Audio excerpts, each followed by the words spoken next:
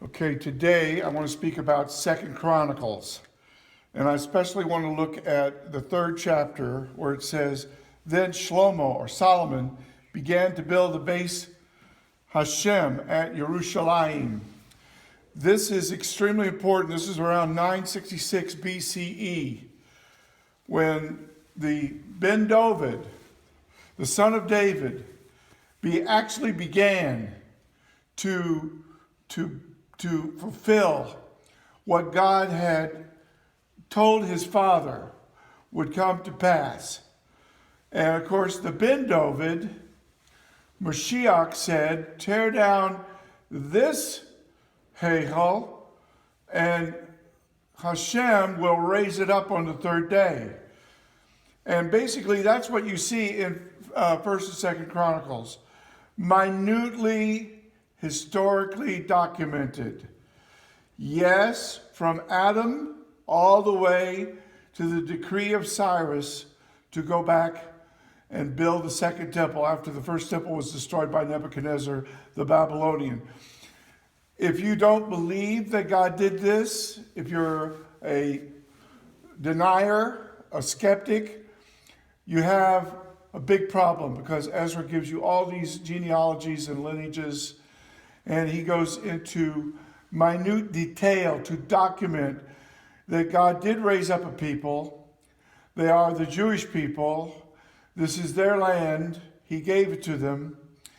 He gave them Shlomo, Ben David, to build the Beis HaMikdash. It actually was built.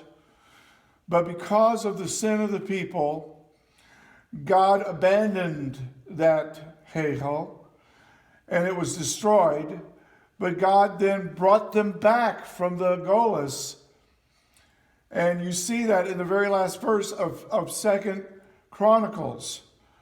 Divrei Hayamim, base, where Cyrus, whose name is already given to you, way back, many, many years before, by Isaiah. And, you know, he must have been very shocked to see his name written down there in a very ancient document from his point of view. How could Isaiah know him by name before he was born? But you see, it would take some kind of shock to get him to obey this God, because there were so many other gods that he might have paid attention to. But he said that God had commanded him to build him a house in Yerushalayim, and that's the very last verse in 2nd Chronicles. And so this is a history of God's dealing with this world, setting the stage for the coming of Moshiach. At the very end of the Hebrew Bible, you see that the stage is now being set, that the second temple, which Herod did refurbish, but it was basically the same second temple, is being prepared so that Yeshua can walk into that temple, so that he can teach in the Ulam Shlomo, so that he can reveal himself to his disciples and do his work in preparation for the Moshiach's Tehiyas Hamasim, the resurrection of the Mashiach. And so, you know, when I think about what God has done, I get a great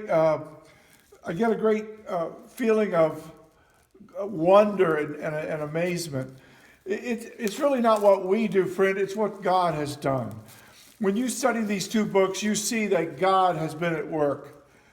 And when I think about my own life, and I think about how when I was 5 years old, Israel became a nation, and then 68 years later, this Bible was finished in Yiddish with English and Yiddish facing pages. And I see how God did this, how he protected and he watched over it. He watched over his word to perform it. I want to give God the glory today. I want to point out that